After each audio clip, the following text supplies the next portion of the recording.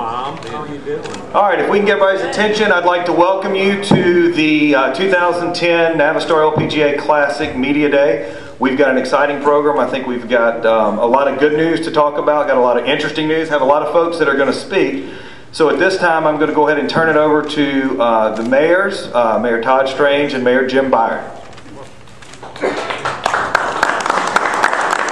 Thank you, John. Don't you love to get that sitting ovation? This could be a comedy routine. I want to take this opportunity to welcome you to this media event.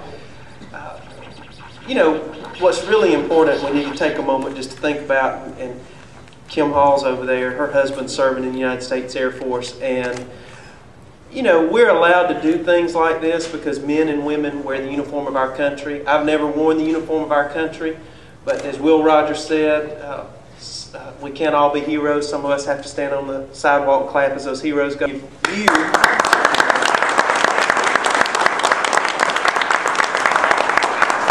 Because the men and women of our armed forces are serving, the families are serving just as well. And we have a lot of families here in the River region, and we're a patriotic community, and we thank you and we thank the families for their service. So we're glad that, the Commissioner's here. We're glad to have Commissioner Whan here in the region. We're glad that Dan Ustian and Navistar is coming back. We're proud and pleased to welcome you. We'll be pleased to welcome you in a couple of weeks. And you know, we're going to hear from Alexis.Thompson in just a few minutes ago. And Prattville holds a very special place in her heart because she led last year and had a lot of young ladies fired up about golf last year. She gets her driver's license in February. I was going to give her an exemption. I asked her that because I was going to give her an exemption that week of October the 6th to 10th. And I see our police chief back there. We may still give you an exemption and allow you to just have a good week while you're here. But we're glad you're here today, and we look forward to welcoming you back next week. This is truly a regional event. This is not a Prattville or a Montgomery event or a Elmore or Tauga, Montgomery County event. This is a regional event. It just so happens we're playing some football right now, and that's not quite as regional, but this is regional. This is when the golf tournament comes to our community, it puts us all as River Region residents and allows us to show our southern hospitality and to welcome these world-class golfers. And Dr. Bronner, we thank you. Generally, Dr. Bronner introduces the mayor and I, and today we get to introduce him. So we thank you for helping us see the benefits of working as a region. It's vitally important, not just in tourism, but in economic development. And with that, Mayor Strange, talk to us for a few minutes. Well, you're kind. You know, we have had some association with the Wounded Warriors. Hope for the Warriors. For our bass that we had recently. I know Dr. Bronner does a lot in golf. Those organizations are going to be involved in our 10K run. Don't worry about it. You got an exemption in Montgomery, Alabama. It's done. You know, yeah, as long as you don't. Well, no, a cell phone up here is total texting in all bands up here. Dan, we thank you for your great commitment that you've had for many years, and hopefully this showcases your product line and continue to help you sell product, because I know at the end of the day that's kind of what it's all about. We can't say enough about David Bronner. I had the great privilege of being up here last week and playing a little round of golf with he and the Chief Justice of South Carolina, and she was a dirt road dude. And David and I both enjoyed that particular scenario. The golf course is in great shape. We got to teach people how to fix ball marks on greens, however. You know, it's been about 3 months ago when we were trying to recruit a great industry to come to Montgomery, Alabama to have a 500 workforce, as well as spend $100 million in economic development. And we reached out. First call I made was to Jim Byard, and he called me back within a couple of hours, and he had recruited Elmore County, and we also got Greenville, and they've got several $100,000 involved in this, which helped us. That's just the ecumenical spirit. That's the regional spirit. We're in Prattville, Alabama, but as the cameras roll and they showcase this event, I guarantee you that one of the shots will be towards Montgomery, Alabama. This is truly a river region. event. There's going to be a lot of dollars spent in Prattville, Alabama. There's going to be a lot of dollars spent in Elmore County, and there's going to be a lot of dollars spent in Montgomery. And so we welcome that. We celebrate that. We celebrate the great showcase this event has for our community, for this river region. And I am just so privileged to be a part of that. And I am so privileged to introduce to you a guy that's my hero at 42 billion and counting, Dr. David Bronner.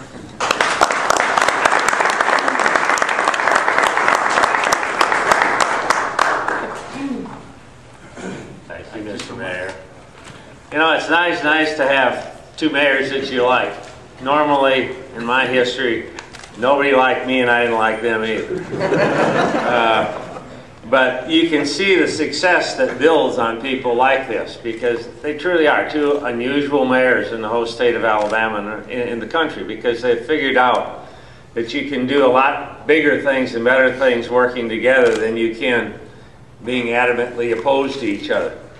I just remember, for you Auburn fans, giving a speech one time in Auburn, and I couldn't believe it. We were trying to do the golf course over there, and I had to show up 3 times. And finally I looked at the people in Opelika. I said, damn, you people are supposed to hate Alabama, not Auburn. You're only 2 miles apart. But anyway, that's the difference in the element of trying to do things that are meaningful. Dan Ustian is a special person to me because we've worked together for a number of years, and I actually tried to con him into this thing a number of years ago, and it was sort of like a cat in a floor. He didn't really, this is sort of crazy. Here I am, a great company out of Chicago. Why do I really want to do anything in Alabama, much less a golf tournament? And he came and he set up a plant in Huntsville. And that Huntsville plant has been, I think, relatively successful for him. But what it has done for he and his whole staff at Navistar is that one of his young men many years ago said to me, well, sometimes we have to repot old plants to grow. And in doing that, basically that analogy was to try to take an older organization and make it young and dynamic. And Dan Ustian is one of those people in this whole country that is a CEO of a company that at one time, many of you have heard of Cyrus McCormick. He had 20,000 people that did nothing but reapers in the Midwest. So you had to transform this company into something that it is today, which is really meaningful, not only to the country but to the world, and to his interest in doing things that are not just the LPGA, and it's just not veterans. It's all combined. When you have Navistar, you have big trucks, you have mobile homes, you have everything. You have what I call what is important to our country, and that is the ability to supply our military with some of the best equipment that America can make to protect them. So with that, I want to introduce what I consider my favorite friend of all the people that I know in the United States, because he's one of the few that not only returns phone calls, but he's interested in something besides money. He's interested in his company, he's interested in his employees and his associates, and he's, most important, interested in making a better America. Dan Ustian.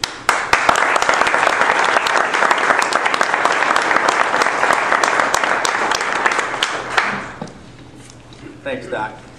You know, all that ends on the first tee when he starts negotiating the match. Amen. The needling starts. It's great to be back here. This is the 4th year for Navistar to be here. And I don't have to tell all of you how difficult it is to make a decision, to make the kind of investment, not just in the financial resources, but the commitment to be here. So it's quite an honor. We make that decision based on what is good for us as a company. And of course, that happens to be good for the community as well. But you know, each year that we have been here, in the 3 years in the past, it's been better each year. I always say, how can it get better than it was? And it is. And it started with the weather. And I think the sisters help us with that, Doc. So please call in Sister Mary and say, we need some help again this year. But I've looked at the forecast at least for the next 2 weeks, and it's absolutely perfect. And then, of course, is the caliber of golf. And last year was over the top again. Here we are, at the end of 2 rounds, this gal that's 14 years old is leading the tournament at 10 under par. Now, for most of us in here, that means that you had to at least have 10 birdies, and that's like a lifetime for most of us. And the good news is she's back. So welcome back, Alexi. And of course, the ultimate was the championship itself. On the final day, it went to the last hole, and the legend Lorena Ochoa won that with distinction. What an incredible lady that is, in the competition that went on at this great golf course. But for us, I mentioned we have to pay that back somehow. So we have to pay that back with the engagements, with the relationships that we establish here, not just within the state, but with our customers, our suppliers, our other partners, our business partners. And it's been an incredible story for us, and this year it's going to be even better than ever before. So we're bringing in more and more into this community. And I'll just give you one example, and it's kind of a high-end example, but these are the kinds of things that we accomplish while we're here. We sell trucks, a lot of them, school buses, diesel engines. But it's a very difficult time. In fact, the industry is down 75%. It's 50% lower than it's been in the last 30 years. That's how tough it is that it's out there. And we had many customers that come and visit with us here, and it's tough for us to get them engaged, to be able to take a couple of days or 3 days off to come here. But we were able to convince one. It happens to be J.B. Hunt, and I think we all know who they are. And we hadn't done business with J.B. Hunt for a dozen years. And so we've got the president of that company to come and spend some time with us. And of course, you played some golf, but you also got that communication, that trust, and that engagement going on. And 2 weeks later, we got an order for $500 million.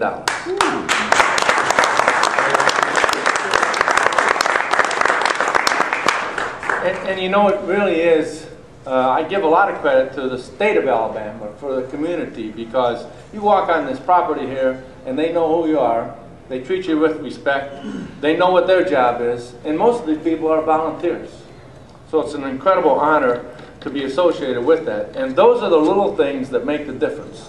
It's not just the discussion that goes on, it's how you get treated. And we have 2 facilities here now that make diesel engines, and every one of our vehicles has diesel engine in it. And these are our 2 prime diesel engine manufacturing sites in the U.S. And they're incredibly successful, quality is impeccable, the people, the attitude is over the top. And it's because the people that work in that are coming from this community. So it's been an incredible opportunity for us. Doc, I hope someday maybe we'll find something else to do together in this region, and it's because of that experience that we've had. But we also like to give back to the community whenever we can. Again, we have to live within what's prudent for our share owners, but we find ways to do that, and I'll give you one example. Maybe some of you have heard of this program.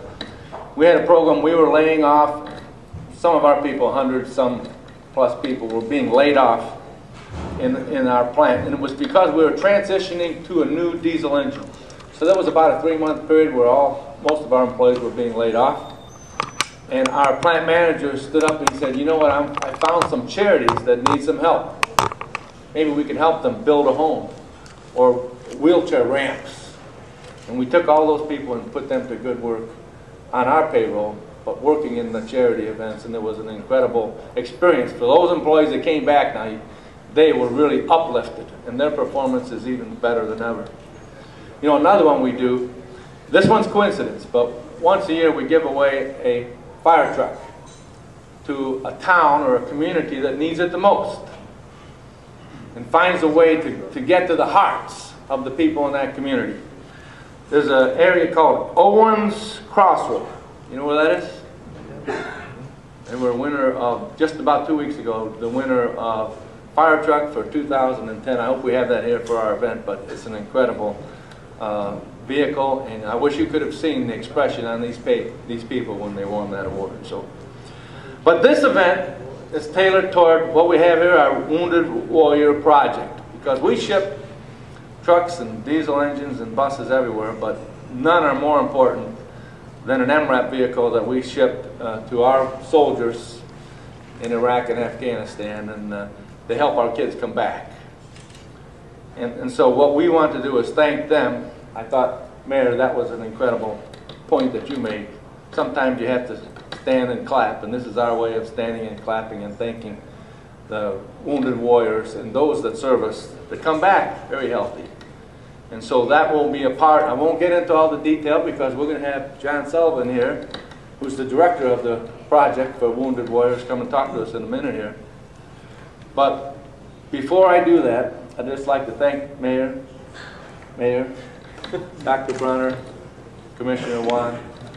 Thanks for what you bring to us. In addition, I know we give some back, but what you bring to us as far exceeds what we bring to the community. So thank you very much. Now with that, though, before I ask John to come on up for a minute, we're going to have a little video that maybe shows what this project is all about. So thank you.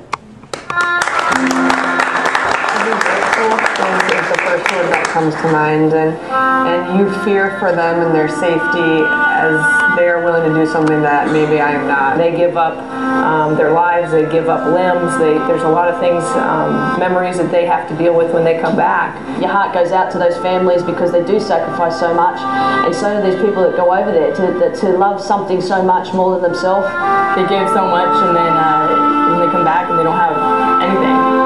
The more that we can do the right thing, whether it's in charitable things or it makes you feel good, it makes you do good things for others. I think you can sleep a little better at night when you know if you did the right thing or not. If we don't have integrity in life, we don't have integrity in golf, we don't have anything. So to do the right thing it's fun to be a part of. You know, I think it's really important for companies to really take a stand, and I think Navistar is doing an unbelievable thing with helping the wounded warriors.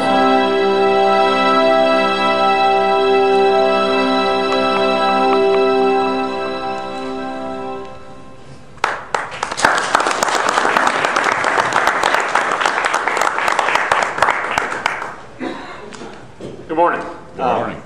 Wounded Warrior Project was established by a wounded Marine, John Millian.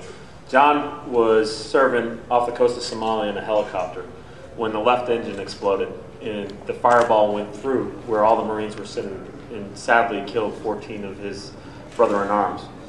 What happened next is what led John to found Wounded Warrior Project years later. John was plucked, literally plucked from the sea, had his uniform cut off his body, and lived in a hospital hundreds of miles away from his brothers-in-arms, but still thousands of miles away from his family back home. And all he had was a paper gown. And eventually he made it back to the States still wearing that paper gown, but he didn't have anything. He didn't have a t-shirt, he didn't have underwear, he didn't have deodorant. He didn't have the basic comforts that we all take for granted.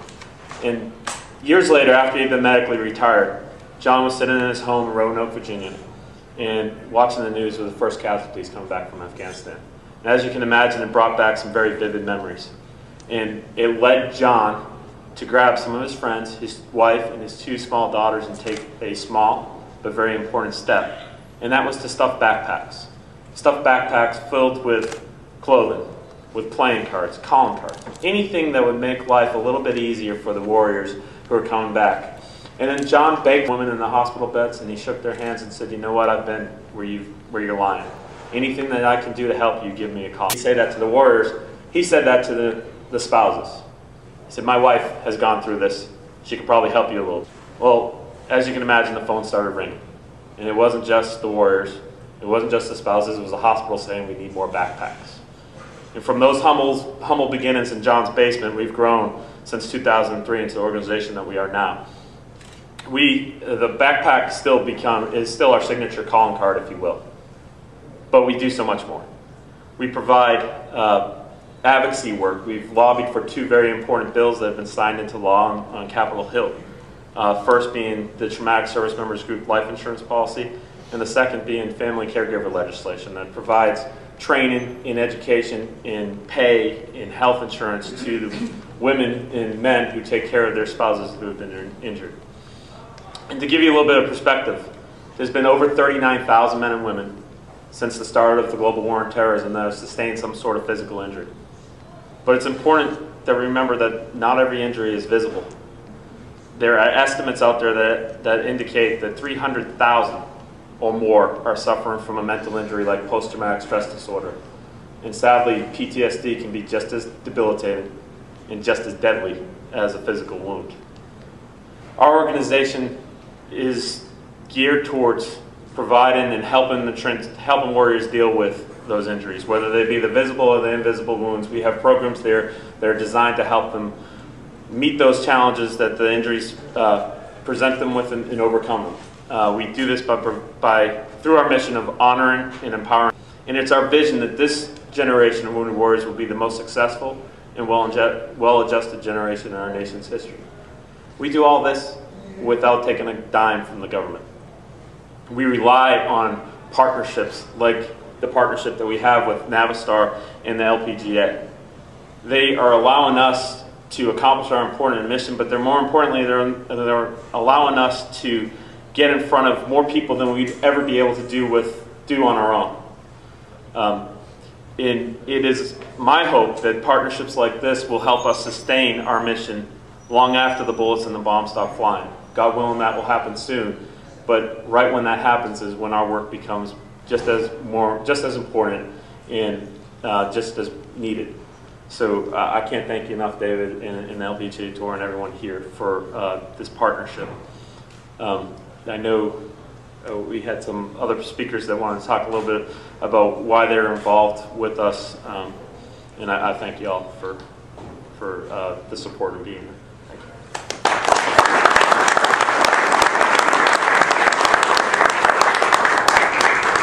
So go ahead, Kim Hall, who obviously y'all probably all know, she has been a participant in our tournament every year. She's played, she's always helped with junior clinics and everything. She has a special story. Her husband is deployed now. He's actually in service. She also has a little haul on the way, which is going to let her not participate in our event this year from a playing standpoint. But Kim, if you'd come up and give us your take on it, and then we'll move forward. Hi everybody, thank you for having me. I'm so excited to be a part of this, and when I heard Navistar was going to help benefit the Wounded Warriors this year, I just thought it was an amazing thing. I think that the poster here says it all, with the guy carrying his brother over his shoulder. That's what the Wounded Warriors Project is all about, you know, lifting up the people who have come back, and obviously the way Dan runs his company and trying to even lift up the employees who have been laid off. It seems synonymous with what we try to do with the LPGA as well. So I'm very flattered to be a part of this, and so is my husband. He's actually, I was just speaking to him this morning when I was standing over there at the bar when we first came in, but he is serving in Afghanistan right now. He's been there since June, and he's active duty Air Force. So maybe he's not, you know, kind of in the fire like the Marines and the Army guys are out there, I know, but he does a lot of work with the Predator, and I know they have a lot of ground support, and I know the ground troops really appreciate those guys. So he'll be back in about 3 weeks, and I can't wait to have him back. And I've gotten a huge gut since he left, so but it's a very exciting time for us, and like I said, I'm just so thankful to be a part of all this, and hopefully you guys will come out and support the tournament as well. Thank you. All right, at this time, I'd like to call Mike Whan, who is the new commissioner of the LPGA. He's been, you weren't here, you weren't in, actually you weren't even the commissioner last year when we had our event. Has really got some vision, and I think the LPGA, from the standpoint of where the LPGA has been, the direction that it's going under his leadership, it's an honor to have him here. And again, I'd like to welcome you to Prattville, Mike.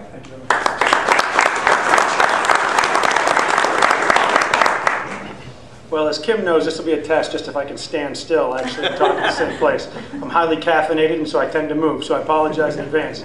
I can't help myself, but after listening to John and looking at that poster from the direction I'm sitting, I got to share with you a little God moment, as my mom would say. You had a God moment today. So I feel like I should share it with you, because my mom always says, when you have a God moment, make sure everybody else knows. So my life has been pretty interesting the last 8 months. I think I've been in 42 states, 17 countries, and suffice it to say, I've stopped trying to change my watch. Wherever I am. This week we played in Arkansas. And my son is my oldest son is a high school football player, and we just moved to Orlando. So I get a nightly call from my wife saying, "You are going to be at the football game Friday, right?"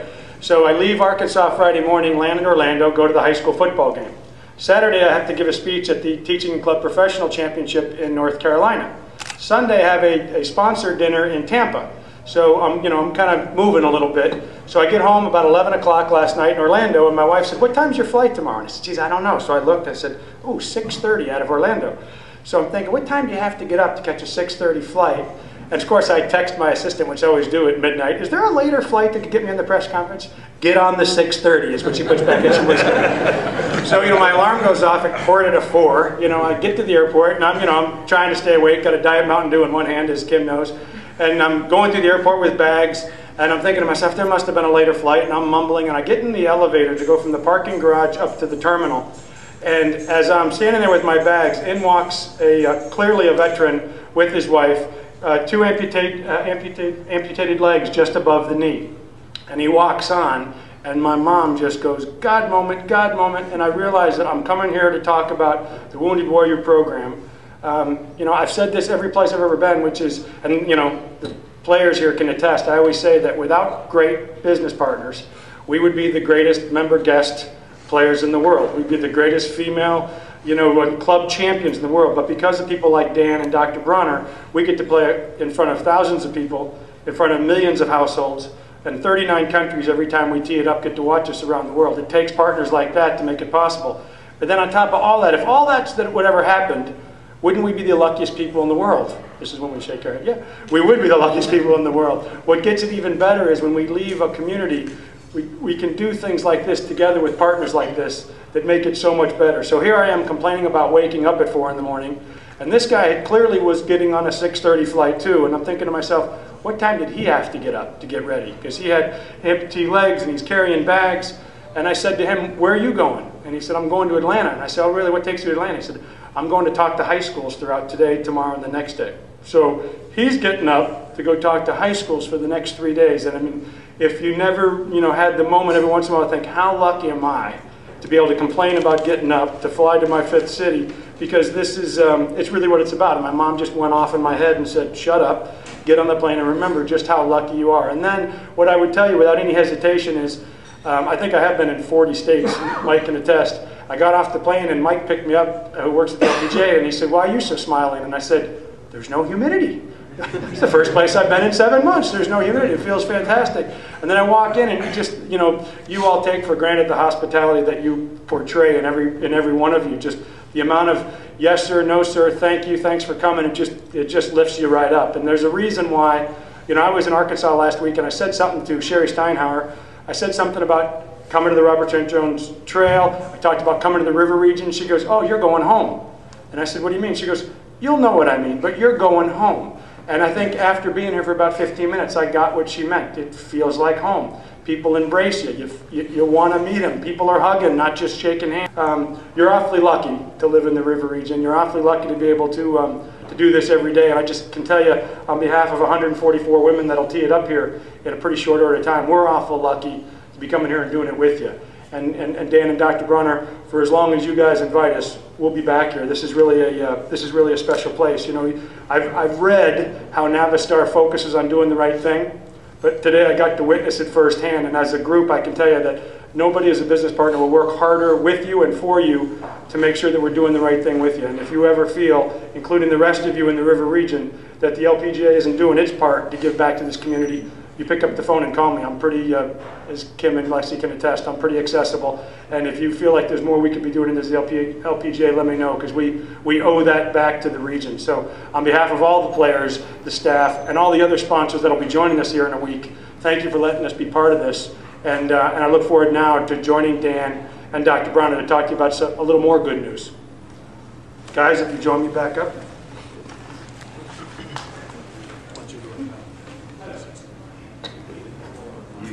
Yeah, we have a Christmas gift, a little early to give, and Dan's going to be the giver of the gift.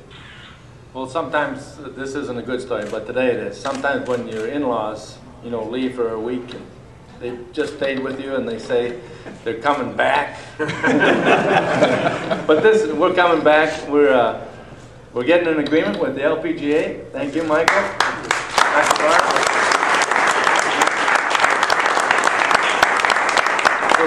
2 years, so thank you very much.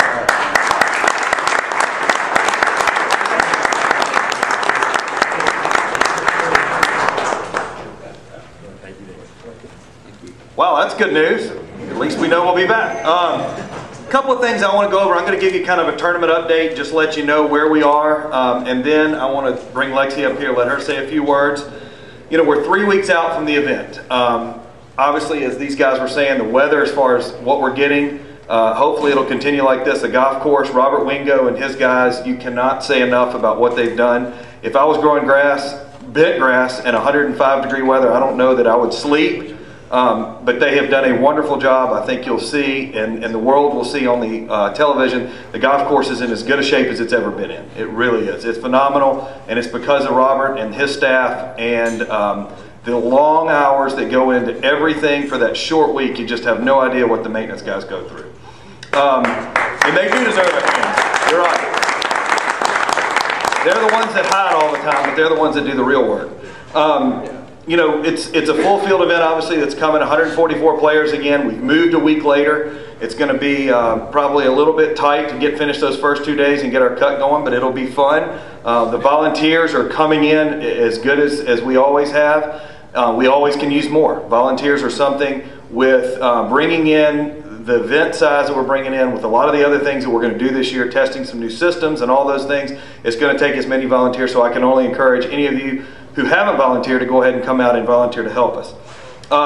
You know, Lorena retiring last year, you know, she won twice and then she retires. The good news is we were the last win that Lorena had. So going down in history, when you look back probably at one of the greatest players ever to play, the last win that she had was here in Prattville at the Navistar LPGA Classic. That being said, for 2010, that means we're going to have a new champion, which is a great thing. I mean, it's going to be wonderful. Lorena was a wonderful champion. It's always great to have probably one of the greatest players ever to tee it up, be a repeating champion, but it is going to be nice to have a new champion and see who will win this year.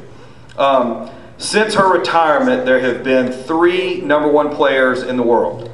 All 3 of those players will be playing here. Jie Shin, who is from South Korea, Christy Kerr, who is from the United States, and the current #1, Ayumi Azada, who is the #1 player in the world. All 3 are scheduled to appear and will be in our field. You know, that being said, the field that we've assembled for this year, and as Dan has said, every year it gets better and better and better and better. You know, I will say, and I know every year I say it's the best field we've ever had. This year, again, it's a better field and it continues to get stronger and stronger. I think part of that is an attribute back to the coming home and the time that the players have. You know, the players, anytime you get 144 women together, you're going to have somebody who's going to have a problem. But, hey, with that, it amazes me when we travel and go to different places and are out at other tournaments. You know, Prattville really does stick out in Alabama. They always talk about the food, they always talk about the weather, and they always talk about how nice everyone here is. And I think that helps us continue to get a stronger and stronger and stronger field. You know, this year we've got several new players who haven't played. Paula Creamer is committed to play. That's big news. Jie Shin, who was the #1 player last year in the world, got injured prior to our event last year and didn't play.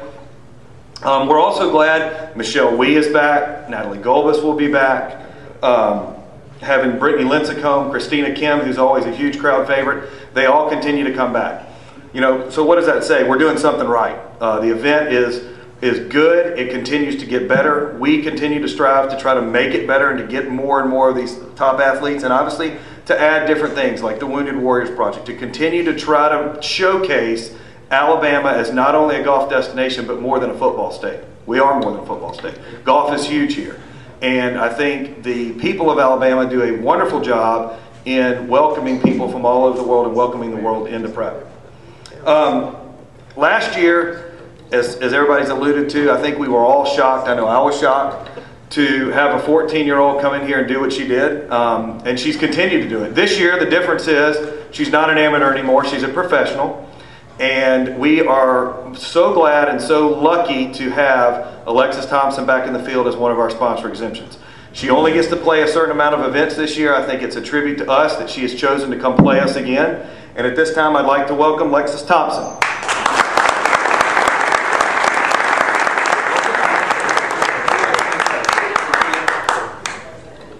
everybody. I just want to say that I'm happy to be back here in Alabama playing in the Navistar, and this event was just a great experience for me last year. I had so much fun, and everybody was just so nice here, and I love this event, and I really am looking forward to playing in a few weeks, and I'm just so happy for the invite, and I'm really happy to be playing, and hopefully I can do well and show everybody what I can do. Thank you. All right, that'll conclude the press conference. I know everyone will be available for individuals. Again, we'd like to welcome everybody to lunch. We can't wait to see you here in 3 weeks. And if there's anything we can do to help you with our tournament, or if you have any other questions, we're all here to help. Thank you all for coming.